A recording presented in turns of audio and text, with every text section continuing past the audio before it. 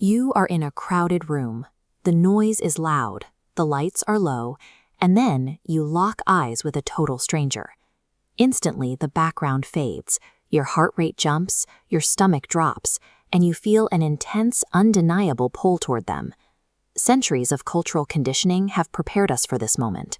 We are taught to interpret this rush as fate, destiny, or the mystical alignment of two wandering souls finally finding each other.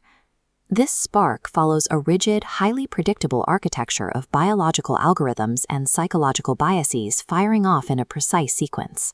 While the attraction feels like a conscious choice, the brain is actually running complex background checks and making sweeping decisions long before it ever asks for your permission. Attributing these hidden biological systems to magic obscures the specific mechanics behind our partner choices, making our romantic lives feel like a series of random accidents. To see how this machinery works, we look at the micro-timeline of a first encounter, specifically the exact fraction of a second when eye contact is made, before a single conscious thought even forms. This geometric breakdown shows what your brain seeks. In a fraction of a second, the visual cortex scans the face for genetic fitness markers, like bilateral symmetry. Finding these triggers the halo effect, a bias taking one positive trait to color the brain's entire perception. The halo effect leads the brain to equate physical attractiveness with a checklist of unrelated qualities. Without a single word spoken, we assume a highly symmetrical stranger is also kind, honest, and competent. That powerful, immediate intuition that someone is a good person is an ancient evolutionary reflex prioritizing survival, rather than a spiritual read of their character. Moving the timeline forward, you begin your first conversation. Physical symptoms take over. Your palms sweat, your thoughts race, and your heartbeat quickens. This structural brain diagram reveals the neurochemistry behind those symptoms.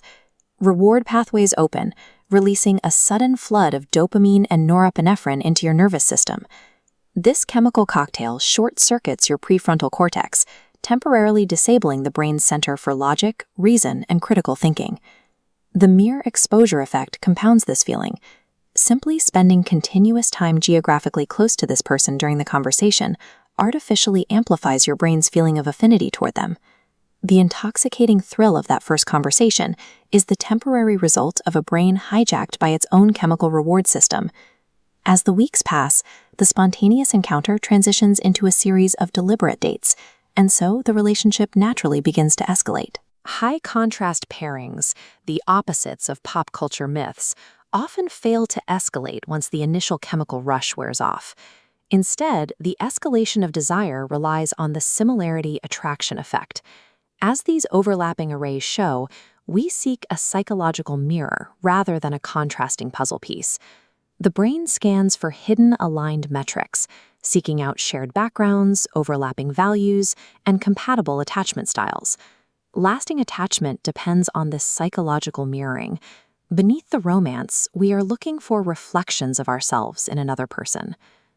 Examining love through a clinical lens of facial geometry and neurochemistry might seem to strip the beauty out of human connection. However, relying entirely on fate often leads to repeating toxic dating patterns and endlessly chasing fleeting dopamine highs without understanding the cause of the crash. View the initial biological spark as an invitation to connect, a starting point that requires further scrutiny, rather than an absolute command. Conscious awareness of these systems allows you to engage your logical prefrontal cortex. You can evaluate a partnership even while you are experiencing a neurochemical high. Understanding the hidden architecture of desire allows us to build relationships that survive long after the initial biology fades.